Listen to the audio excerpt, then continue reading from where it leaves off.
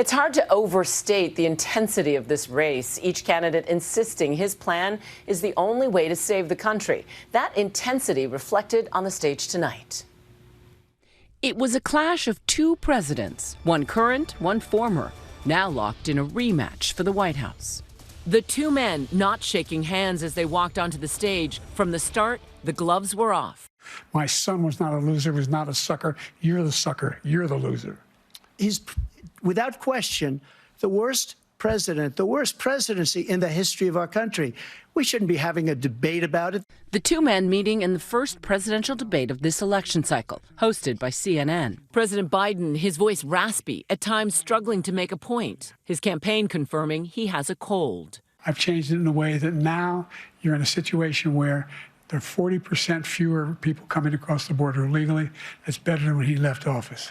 And I'm going to continue to move until we get the total ban on the total initiative relative to what we're going to do with more Border Patrol and more asylum officers. Former President Trump calling President Biden out after this answer. I really don't know what he said at the end of that sentence. I don't think he knows what he said either. Biden questioning the former president's fitness to lead. Look, there's a reason why 40 of his 44 top cabinet officers refused to endorse him this time. His vice president hasn't endorsed him this time. So why? Why? They know him well. They serve with him. Why are they not endorsing him? Polling shows that 81% of voters think Biden is too old to be president. He's 81. 55% of voters feel this way about Trump, who is 78. Both said tonight they are up for the job. This guy's 3 years younger and a lot less competent. I think that just look at the record. Look at what I've done. I took 2 tests, cognitive tests. I aced them, both of them, as you know. We made it public. He took none. I'd like to see him take one, just one, a real easy one. Like go through the first 5 questions. He couldn't do it. At tonight's debate, there was no studio audience, and the microphones were shut down to limit interruptions. The latest polling average shows the candidates neck and neck, putting even more weight on tonight and the upcoming debates. President Biden currently has a disapproval rating of more than 55%. As far as the issues that matter most to voters, the economy and inflation remain at the top, while crime, protecting democracy, health care, and the border falling shortly behind.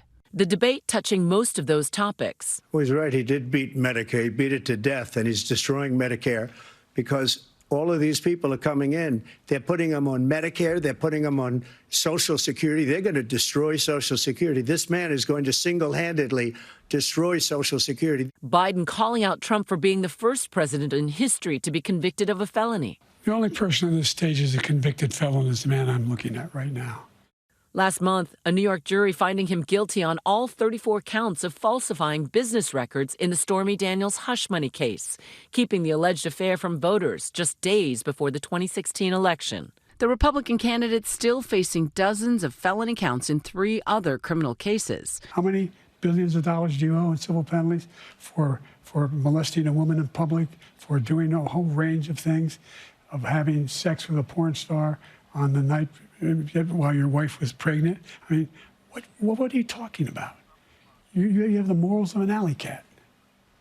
Give you a minute, sir. I didn't have sex with a porn star. Trump later responding, We're going to make this country successful again, because right now it's a failing nation.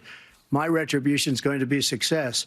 But when he talks about a convicted felon, his son is a convicted felon at a very high level. Since he was found guilty, Trump raised tens of millions off his conviction, and it's had little impact on his standing in the polls. I don't think any campaign has ever taken hundreds of millions of dollars came pouring in because the public knows it's a scam, and it's a guy that's after his political opponent because he can't win fair and square. Another issue on most Americans' minds, the economy and the pain of stubbornly high inflation. We got to take a look at what I was left when I became president and what Mr. Trump left me. We had an economy that was in free fall. The pandemic was so badly handled. Many people were dying. All he said was, it's not that serious. He also said he inherited 9% inflation. No, he inherited almost no inflation, and it stayed that way for 14 months. And then it blew up under his leadership because they spent money like a bunch of people that didn't know what they were doing, and they don't know what they were doing. It was the worst, probably the worst administration in history. Biden defending his administration and touting the country's low unemployment rate and economic recovery since the COVID pandemic. Tonight's debate coming just days after the 2-year anniversary of the reversal of Roe v. Wade. The former president addressing mifepristone, which is used in medication abortions. The Supreme Court just approved the abortion bill, and I agree with their decision to have done that, and I will not block it. And defending his role in overturning Roe v. Wade. And what I did is I put 3 great Supreme Court justices on the court, and they happened to vote in favor of killing Roe v. Wade and moving it back to the states. This is something that everybody wanted. It's been a terrible thing, what you've done. The fact is that the vast majority of constitutional scholars supported Roe when it was decided, supported Roe. And that's this idea that they're all against it is just ridiculous. According to a Pew Research Center study, 70% of Americans say they did not support the overturning of Roe v. Wade. The idea that the politicians, that the founders wanted the politicians to be the ones making decisions about women's health is ridiculous. That's the last. No politician should be making that decision. A doctor should be making those decisions. That's how it should be run. That's what you're going to do. And if I'm elected, I'm going to restore Roe v. Wade. So that means he can take the life of the baby in the 9th month and even after birth, because some states, Democrat run, take it after birth. Again, the former governor of Virginia, put the baby down, then we decide what to do with it. So he's willing to, as we say, rip the baby out of the womb in the 9th month and kill the baby. Nobody wants that to happen, Democrat or Republican. Nobody wants it to happen. That is simply not true. The Roe v. Wade does not provide for that. That's not the circumstance. Only if a woman's life is in danger, she's going to die. That's the only circumstance in which that can happen. But we are not for late-term abortion, period. The former president also trying to change the narrative surrounding the January 6th insurrection when asked about voters who are worried he might violate his constitutional oath again. Well, I didn't say that to anybody. I said peacefully and patriotically.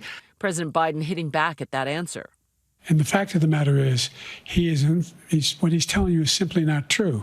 The fact is that there was no effort on his part to stop what was going on up in Capitol Hill. And all those people, every one of those who were convicted, deserves to be convicted.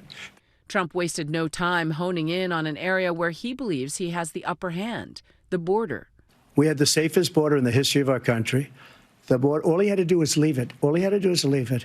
He decided to open up our border, open up our country to people that are from prisons, people that are from mental institutions, insane asylum, terrorists. We have the largest number of terrorists coming into our country right now. Southern border crossings have increased dramatically under President Biden, averaging 2 million each year. Biden, in turn, criticizing Trump's child separation policy. We found ourselves in a situation where, when he was president, he was separating babies from their mothers, putting them in cages, making sure the families were separated. That's not the right way to go.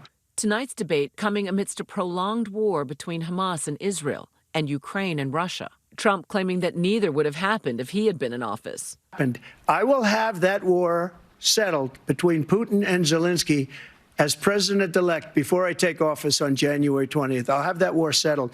People being killed so needlessly, so stupidly, and I will get it settled, and I'll get it settled fast before I take office. Biden forceful in his condemnation of President Putin.